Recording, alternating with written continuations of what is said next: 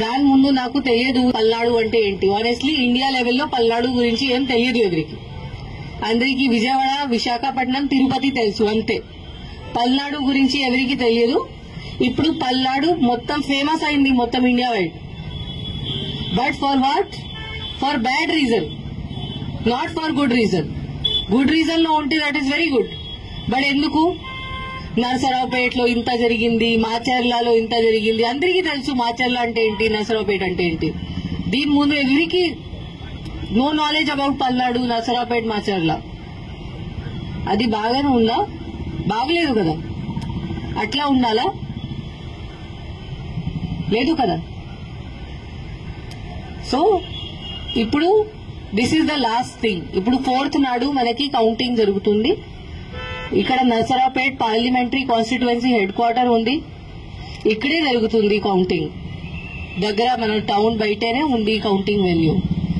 ఇప్పుడు అందరూ చూస్తున్నారు. ఎలక్షన్ కమిషన్ కూడా నిన్న ఒక వీసీ చేసి ఆంధ్రప్రదేశ్ ది రివ్యూ చేయడం జరిగింది. అప్పుడు కూడా పల్నాడు డిస్ట్రిక్ట్ కి ఎంత టైం ఇచ్చారు, అంత టైం ఎవరికి ఇవ్వలేదు. ఇంత కాన్సన్ట్రేట్ చేశారు పల్నాడు డిస్ట్రిక్ట్ మీద.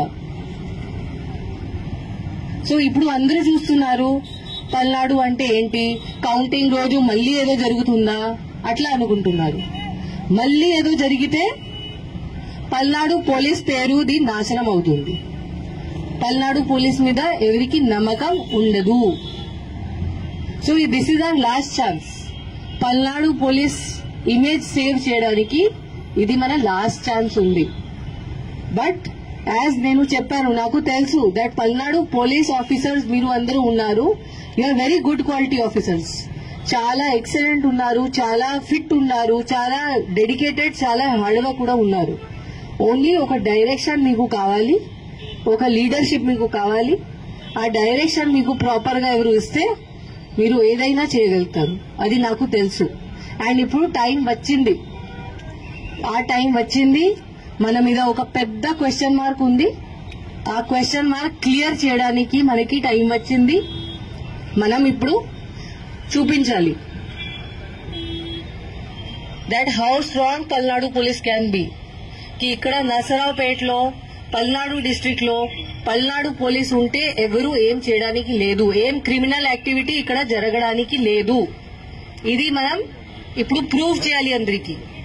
ఇక్కడ ఓన్లీ పీస్ఫుల్ ప్రాపర్ బిహేవియర్ జరుగుతుంది, అరాచకంగా ఇక్కడ జరగదు. ఇది మనం ప్రూవ్ చేయాలి, చూపించాలి. ఎవరికి ఇంత ధైర్యం ఉంటే బయట వచ్చి ఏదో గొడవ చేస్తే మనం వాళ్ళకి అసలు వదిలేము. ఎవరైనా ఎనీథింగ్ మన ఇన్స్ట్రక్షన్స్ ఎవరు ఫాలో చేయకపోతే, వాళ్ళు బయట వచ్చి గొడవ చేస్తే, మన 144 కూడా ఉంది, ఇప్పుడు కూడా ఉంది. ఇప్పుడు పబ్లిక్ బెనిఫిట్ కోసం మనం ఇంత స్ట్రిక్ట్ గా ఇంప్లిమెంట్ చేయట్లేదు. బికాస్ దానివల్ల చాలా మంది innocent persons, small shop keepers ఉన్నారు, వాళ్ళకి చాలా నష్టం జరుగుతుంది. కాబట్టి మనం ఇప్పుడు రిలాక్స్ అయ్యాము.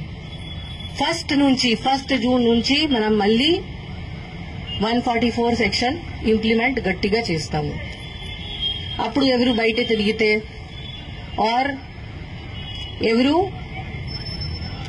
ఎనీ ఇల్లీగల్ యాక్టివిటీ చేస్తే, ఇక్కడ మద్యం తాగితే బయటే, రోడ్ మీద రౌడీజం చేస్తే, ఇప్పుడు కూడా రోడ్ మీద రౌడీజం, ఎనీ టైప్ ఆఫ్ క్రిమినిటీ ఎవరైనా చేస్తే, క్రిమినల్ బిహేవియర్, అది మనం అస్సలు యాక్సెప్ట్ చేయము.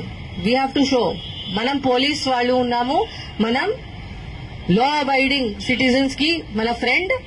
ఎవరు అనుకుంటున్నారు కి నేను ఏదైనా చేయవచ్చు, వాళ్ళకి మనం we will teach them a lesson. వాళ్ళకి చూపిస్తాము ఏముంది. ఇప్పుడు మన పోలీస్ డిపార్ట్మెంట్, ఇప్పుడు మనం అందరంకి మా పల్నాడు డిస్ట్రిక్ట్ పోలీస్ ఇక్కడ నరసరావుపేటలో ఒక రూట్ మార్చ్ చేయడం జరిగింది. దాని తర్వాత పోలీస్కి బ్రీఫ్ కూడా చేయడం జరిగింది.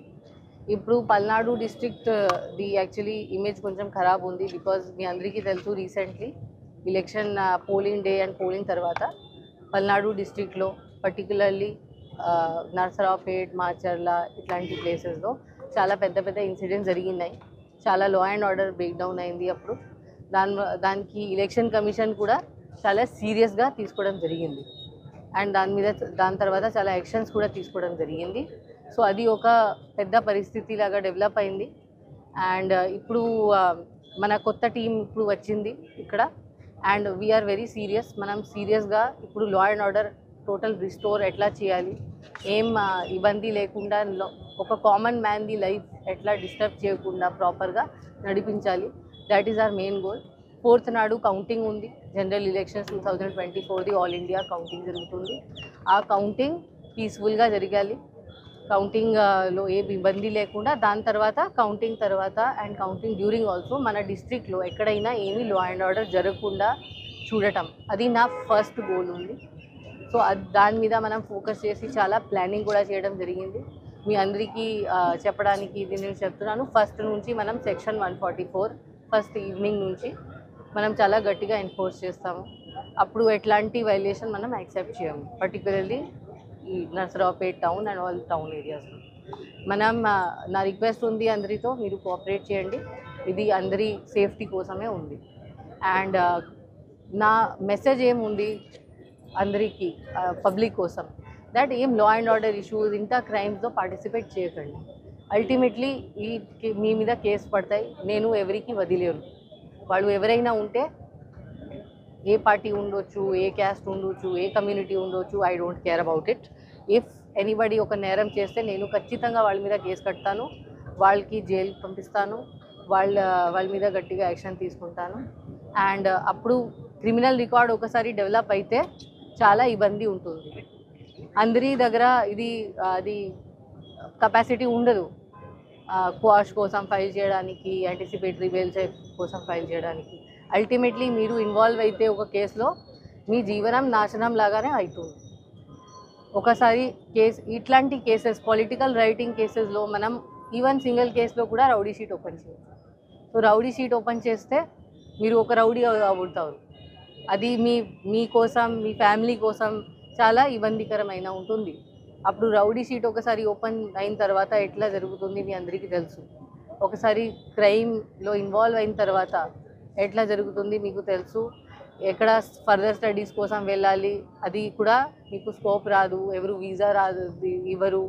ఫారెన్ కంట్రీ వెళ్ళాలంటే అప్పుడు చుట్టుపక్కల తిరగాలి ఆ కేసు ఫినిష్ అయిన వరకు. దాని తర్వాత ఎక్కడ జాబ్ వెరిఫికేషన్లో కూడా ఇట్లాంటి ఇష్యూస్ వస్తాయి. అప్పుడు ప్రతిసారి ఎవరు ఒక పర్సన్ క్రైమ్లో ఇన్వాల్వ్ అయిన పర్సన్కి ఎవరు జాబ్ ఇవ్వరు, నేను కూడా జాబ్ ఇవ్వరు. సో అట్లాంటి పరిస్థితి వస్తుంది.